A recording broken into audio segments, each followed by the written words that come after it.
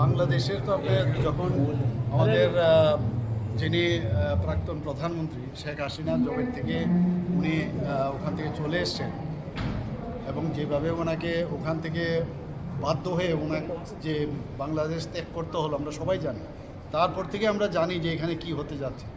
সমস্ত ওই জায়গার যত উগ্রপন্থী ছিল, জেল থেকে চুর ডাকাত মানে বিভিন্ন ক্রাইমের সাথে যুক্ত, তারা দেখলাম মানে তালা খুলে দিয়েছে জেলে।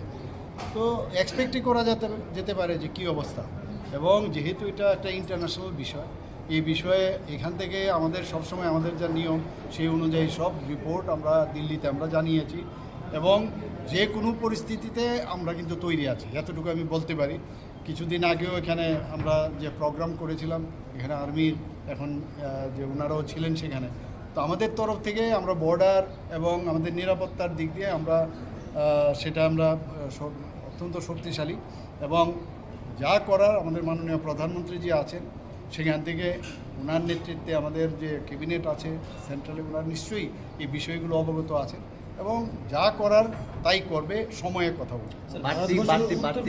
নিরাপত্তার ব্যবস্থা কি করা হবে? আমি তো বললাম অলরেডি, তো আমাদের মানে যখন প্রয়োজন হবে, আর এখানে তো ফিজিক্যাল প্রেজেন্স এখন প্রয়োজন হয় না, এখন তো টেকনোলজির যুগ। আপনারা দেখেছেন ড্রোনের মাধ্যমে ঘরে বসে S-400 আমাদের এখন আছে। তো এয়ার ডিফেন্স সিস্টেম এভরিথিং, এখন না ফিজিক্যালি বর্ডারে দাঁড়াতে হবে, তারও দরকার নেই। এইসব টেকনোলজি ভারতবর্ষে কী আছে, কিছুদিন আগে আসাম রাইফেলসে অলরেডি আপনারা দেখেছেন ডেমনস্ট্রেট করেছে দ্যাট উই আর অলরেডি মানে রেডি ফর এনি